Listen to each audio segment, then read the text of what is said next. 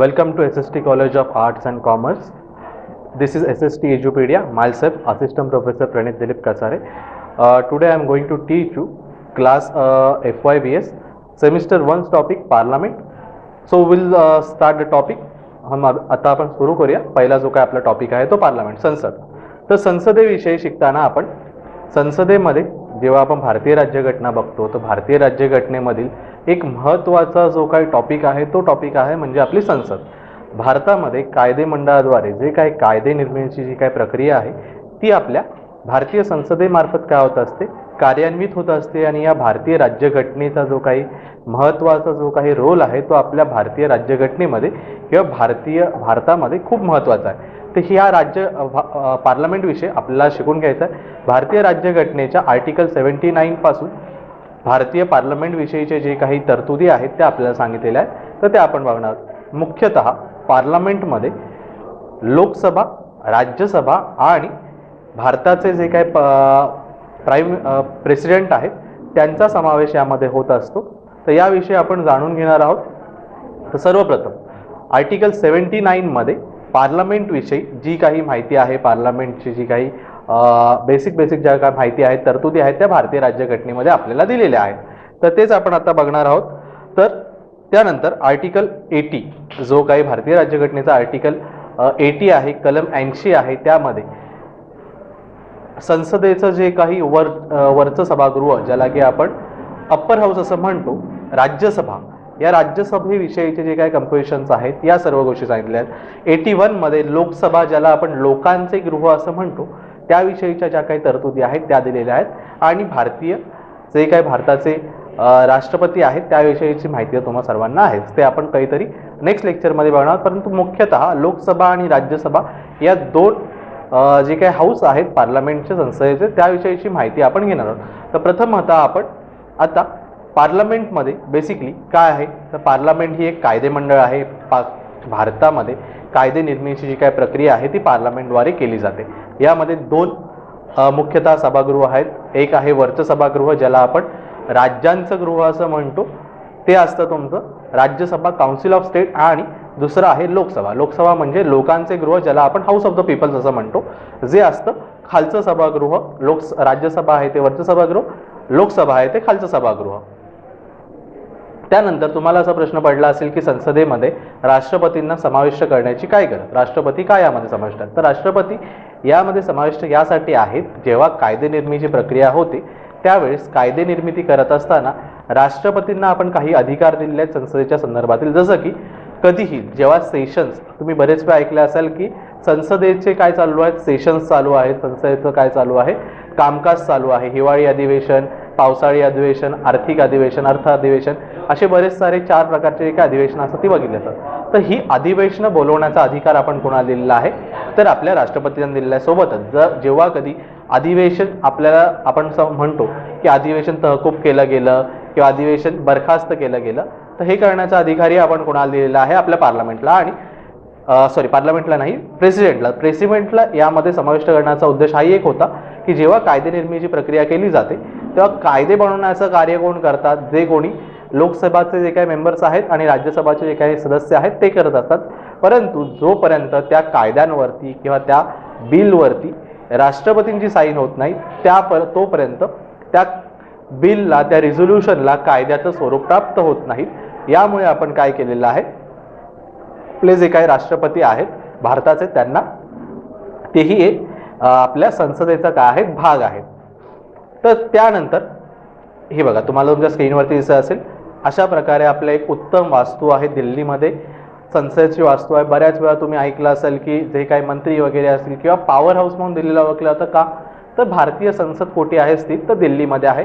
अशी उत्तमच्या उत्तम जी काही वास्तू आहे, ब्रिटिशकालीन वास्तू आहे. आत्ताही जर का तुम्ही जाऊन बघाल तर एकदम उत्तम वास्तू आहे. राज्यसभा पण इथेच आहे, लोकसभा पण इथेच आहे. ही अशी तुमच्या स्क्रीनवर दिसते ती अशी वास्तू आहे. त्यानंतर आता आपण बघणार आहोत लोकसभा. लोकसभा सर्वात महत्त्वाचं जे काही कार्य आहे ते लोकसभेचं आहे, कारण की लोकसभेला आपण काय म्हटलेलं आहे, लोकांचे सभागृह.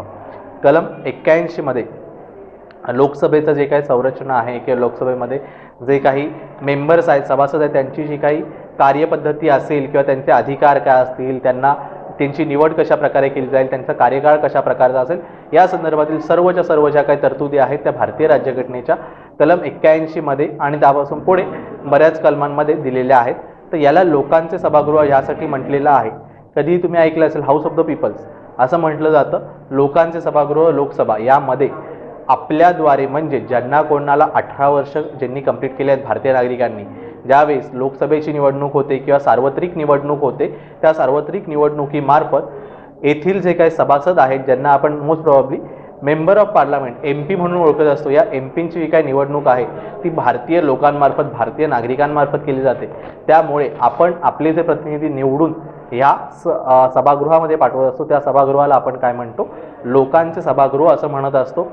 लोकांचे सभागृह या सभागृहामध्ये टोटल भारतीय राज्यघटनेमध्ये 152 मेंबर्स लोकसभेमध्ये असतात अशी तरतूद केलेली आहे. सध्याच्या टाईममध्ये 145 सभासद भारतीय लोकसभेमध्ये निवडले जातात. त्यामध्येही 130 जे काही मेंबर्स असतील ते कुठून निवडले जातील, तर ते स्टेट्स, आपल्या इथे ज्या काही स्टेट्स आहेत आणि युनियन टेरिटरीज आहेत या दोन प्रांतांमधून काय केले जातात, आपापले जे काही प्रतिनिधी आहेत ते लोक निवडून लोकसभेमध्ये पाठवत असतात. त्यातले जे काही आपल्या इथे स्टेट्स आहेत त्यामार्फत 130 सभासदांना लोकसभेमध्ये निवडलं जातं आणि जे काही 20 सभासद आहेत ते युनियन टेरिटरीजमध्ये कोठे कोठे आपल्या इथे ज्या काही युनियन टेरिटरीज आहेत, केंद्रशासित प्रदेश आहेत, त्यामधून 20 सभासदांना लोकसभेवरती निवडून दिले जातं. आणि 2 सभासद आहेत ते असतात अँग्लो इंडियन्सचे.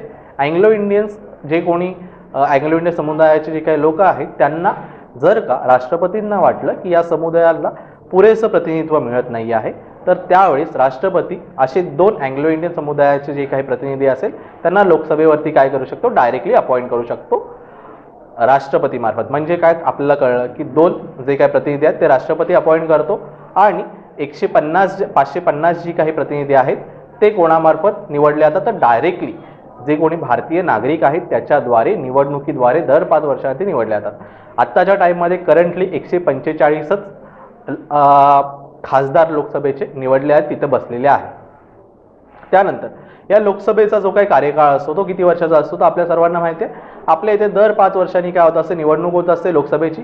दर 5 वर्षांनी एक पूर्वीचं सरकार आहे ते बरखास्त होतं, नवीन सरकार काय केलं जातं, निर्माण केलं जातं. दर 5 वर्षांनी लोकसभेची निवडणूक होत असते. म्हणजे त्यांचा कार्यकाळ किती झाला, दर 5 वर्षांनी. 5 वर्ष हा त्यांचा कार्यकाळ आहे. त्यानंतर लोकसभेचं महत्त्वाचं कार्य असं आहे की कायदे निर्मिती करण्याचा किंवा दरवर्षी तुम्हाला माहिती असेल दरवर्षी आपलं बजेट सादर केलं जातं. आपलं जे काही जमा खर्चाचा हिशोब आहे तो सादर केला जातो. तर ह्या अर्थविधेयकासंदर्भातील विशेष अधिकार लोकसभेला दिलेले आहेत. ते आपण कधी ना कधी पुढे येणाऱ्या लेक्चरमध्ये त्याविषयी आपण सखोल चर्चा करणार आहोत. परंतु लोकसभेला कायदे निर्मितीचा अधिकार आहे. त्यानंतर अर्थविधेयकासंबंधी फक्त लोकसभेला अधिकार आहे. कायदे निर्मितीचा अधिकार राज्यसभेलाही आहे, लोकसभेलाही आहे. परंतु अर्थविधेयकासंदर्भातील अर्थविषयासंदर्भातील जे काही जास्त अधिकार आहेत ते तुमच्या लोकसभेला आहेत. त्यानंतर मेंबर ऑफ लोकसभा.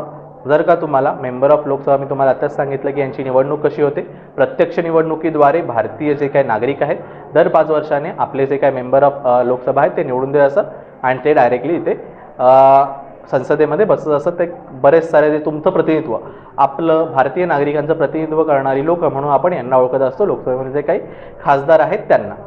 तर याविषयी जर का तुम्हाला अजून माहिती करून घ्यायची म्हणजे 145 जे काही मेंबर्स आहेत ते कोण आहेत, तुमच्या एरियाचा जो काही खासदार आहे तो कोण आहे, महाराष्ट्रामधून किती खासदार निवडले जातात, या सर्वांची माहिती हवी असेल तर आपल्या इथे एक वेबसाईट आहे गव्हर्नमेंटची, तुमच्या स्क्रीनवरती तुम्हाला दिसत असेल, त्याविषयी तुम्ही बघू शकता. आणि ज्यावेळेस सेशन चालू असतात लोकसभेचे त्यावेळेस याचं जे काही लाईव्ह प्रकाशन आहे किंवा प्रकाशन आपण म्हणू शकतो ते तुम्हाला लोकसभा TV वरती बघायला मिळते. लोकसभा एक TV आहे, यूट्यूब चॅनलवरतीही तुम्हाला लोकसभा यूट्यूब चॅनलही आहे, त्यावरती तुम्हाला यांचं जे काही प्रोसिडिंग आहे, कशा प्रकारे लोकसभेमध्ये कामकाज चालतो, अध्यक्ष असतात ते कशा प्रकारे कार्य करतात, जे काही मेंबर्स असतात ते कशा प्रकारे आपली जी काही म्हणणे आहे ते मांडत असतात, त्यावर तिथे वोटिंग कसं होतं, या सर्व गोष्टी तुम्हाला या संदर्भात मिळतील.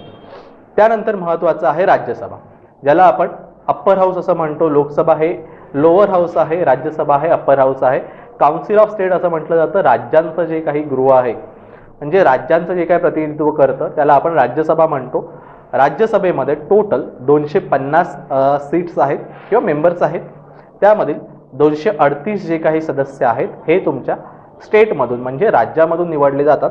त्यानंतर जे काही 12 मेंबर्स आहेत हे डायरेक्टली तुमचे जे काही राष्ट्रपती आहेत ते काय करत असतात, राज्यसभेवरती नॉमिनेट करत असतात. म्हणजे 238 सदस्य हे स्टेट आणि युनियन टेरिटरीज या दोघांमधून निवडले जातील आणि 12 सदस्य राष्ट्रपती काय करेल, डायरेक्टली अपॉइंट करेल.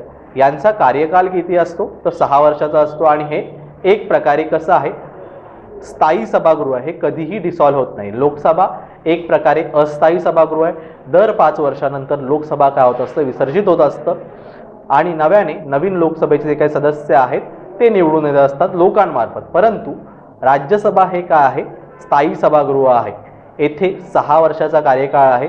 दर 2 वर्षांनी 2/3 जे काय मेंबर्स असतील ते काय होतील, निवृत्त होतील आणि त्याच्या जागी नव्याने 2/3 मेंबर्स कसे केले जातील, निवडले जातील. आता लोकसभेच्या निवडणुकीच्या वेळेस भारतीय नागरिकांना मतदानाचा अधिकार आहे. प्रत्यक्ष निवडणुकीद्वारे यांची काय केली जाते, नेमणूक केली जाते. परंतु राज्यसभेची जी काही निवडणूक होते, राज्यसभेमध्ये जे काही मेंबर्स निवडले जातात 238 मेंबर्स हे डायरेक्ट इलेक्शनद्वारे न निवडले जातात. हे एक प्रकारे अप्रत्यक्ष निवडणुकीद्वारे निवडले जातात. म्हणजेच थोडक्यात सांगायचं तर आपण जे कोणी विधानसभेमध्ये जे काही स्टेट लेजिस्लेचरमध्ये आपण जे प्रतिनिधी निवडून देतो यांना जे आमदार म्हणतो, त्यांच्याद्वारे कुठे ना कुठे या राज्यसभेमधील जे काही मेंबर्स असतात त्यांना काय केलं जातं, निवडलं जातं. म्हणून यांना काय म्हटलं आपण, राज्याचं गृह, काउन्सिल ऑफ स्टेट असं म्हटलेलं आहे. त्यांचा कार्यकाळ 6 वर्ष. कार्य काय असणार आहे, कायदेनिर्मितीचं कार्य, बरेच सारे कार्य आहेत, भरपूर सारे यांचेही कार्य आहे. तर ते भरपूर सारे कार्य म्हणजेच ह्यांच्याकडे फक्त एक महत्त्वाचं कार्य नाही आहे की काय, अर्थविधेयकासंदर्भातील जे काही विशेष अधिकार आहेत ते फक्त लोकसभेला आहेत आणि बाकी सर्व जे काही अधिकार आहेत ते लोकसभेचे आणि राज्यसभेचे अधिकार समान आहेत. त्यानंतर मेंबर ऑफ राज्यसभा कुठले कुठले मेंबर्स तुमच्या राज्यातून आहेत किंवा किती मेंबर्स आहेत याची माहिती तुम्हाला स्क्रीनवरती तुम्हाला एक लिंक दिसत असेल, india.government.in/mygovernment/indian parliament/राज्यसभा यावरती तुम्हाला माहिती मिळेल. यांचंही जे काही लाईव्ह प्रक्षेपण आहे, ज्यावेळेस तुम्हाला स्क्रीनवरती दिसत असेल कशा प्रकारचं सभागृह आहे राज्यसभा, तर अशा प्रकारचं राज्यसभा दिसत असतं. ओरिजिनल पिक्चर आहे. इथे जी काय समोर एक खुर्ची दिसत आहे तुम्हाला, तिथे राज्यसभेचे जे काही अध्यक्ष असतात, जे की आपल्या भारताचे उपराष्ट्रपती असतात, हे उपराष्ट्रपती राज्यसभेचे एक पदसिद्ध अध्यक्ष म्हणून कार्यरत असतात. ते तिथे कार्यभार बघत असतात. बाकी सर्व मेंबर्स अशा प्रकारे एक गोलाकार हे आहे सभागृह आहे, तेथे बसून कार्य करत असतात.